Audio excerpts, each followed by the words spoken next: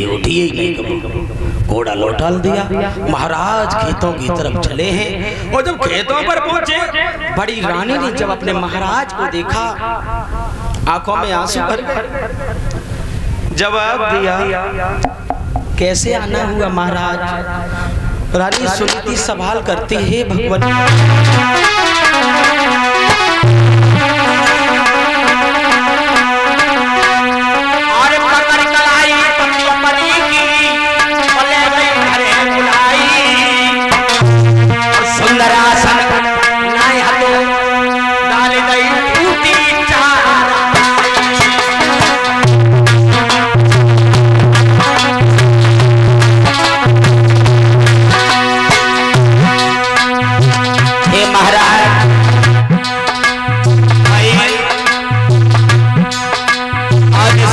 की खबर कैसे मिली। आंखों में आंसू भरे सुनीति रोने लगी और बोली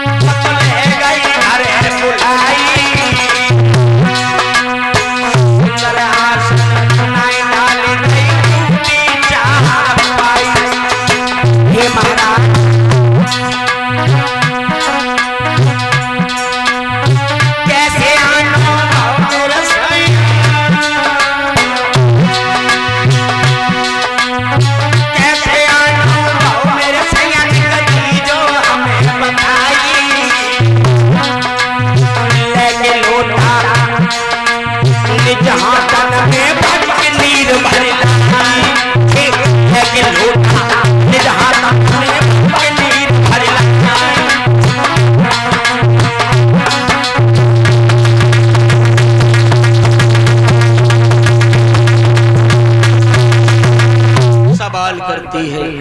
आज इस दासी की कैसे तुम्हें याद आ गई। तान पाद रोने लगे। जवाब दिया महारानी हमने आपसे बार बार मना किया था हमारी दूसरी शादी न करो। सुनीति कहने लगी कोई बात नहीं। महारानी के घर में ऐसा कोई आसन नहीं था जो अपने महाराज को बैठा लेती। क्या देखा कि टूसती चारपाई पड़ी उसमें महाराज को बैठा लिया। पैरों को दबाने लगी। आंखों से आंसू छलक रहे हैं। उत्तानपाद हो रहे हैं।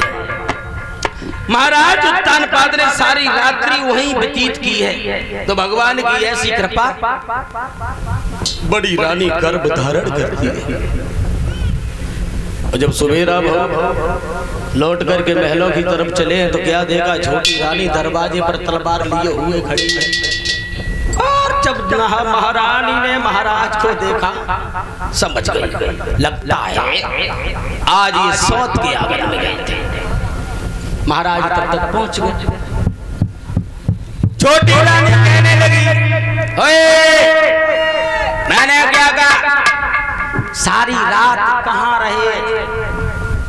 उत्तानपाद कहने लगे पागल सारी रात दरवाजे पर खड़े रहे आवाज लगाते रहे तुमने कबाड़े ही नहीं खोले।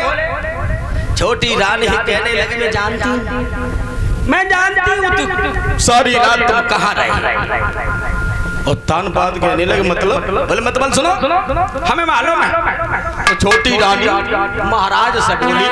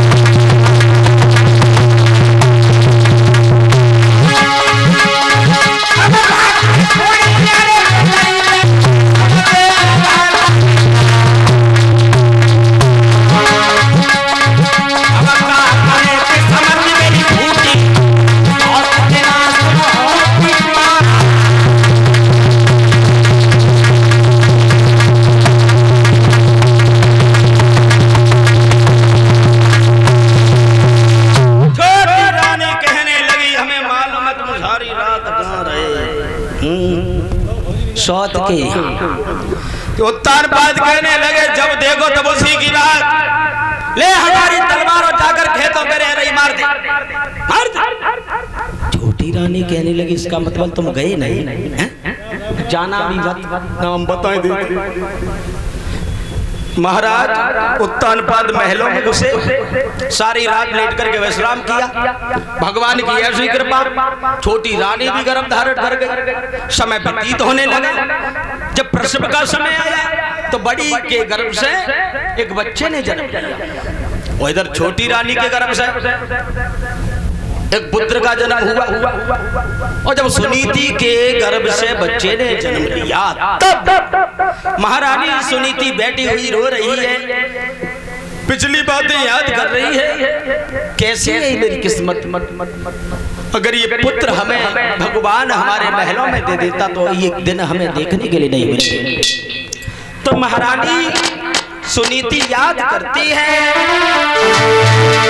भैया मंगल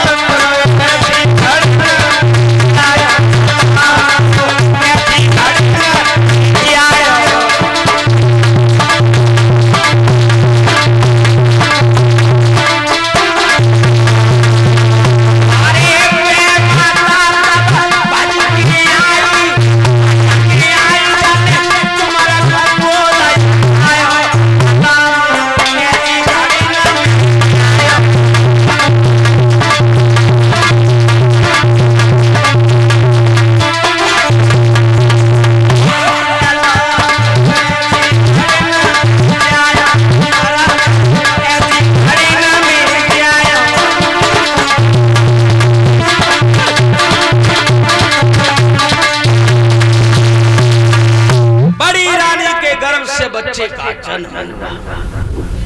दोनों बालक किस्मत के अनुसार बड़े हो गए। एक दिन उत्तानपाद का जो छोटा लड़का था जिसका नाम था उत्तम, तो बड़ी रानी के पुत्र ध्रुव को कलाई को पकड़ करके छोटा पुत्र कहने लगा, भैया आज एक काम करते हैं, चलते हैं पिताजी की कचहरी में खेलने के लिए। दोनों बच्चे चले, खेलते रहे। उत्तानपाद ने क्या किया, मन में विचार आए, भैया ये छोटा तो हमेशा आता जाता रहता है और ये बड़ी रानी का जो हमारा पुत्र है वो तो आज पहली बार आया है। महाराज ने गोदी में बैठा लिया, लेकिन भारी भीड़ लगी हुई थी, उसमें एक नीच बुद्धि का बैठा हुआ था। जाकर के छोटी रानी से कह दिया, महाराज ने तुम्हारा बहुत बड़ा अपमान किया, दासी का जो लड़का है उसे महाराज गोद में लिए हुए। छोटी रानी भागी और सभा के बीच में आकर के ध्रुव के गाल पर तमाचा मार दिया। कहा, नीच तेरी इतनी बड़ी औकात, तो महाराज की गोदी में ध्रुव रोते हुए चल दिए। जाकर खेतों पर पहुंचे अपनी मैया सुनीति के पास, और सुनीति ने जब रोता हुआ ध्रुव को देखा, जवाब देती है, मेरे लाल क्यों रो रहे हो? ध्रुव रो करके कहने लगे, मैया क्या बताएं? सुनीति कहने लगी, लाल अरे वो दुखिया के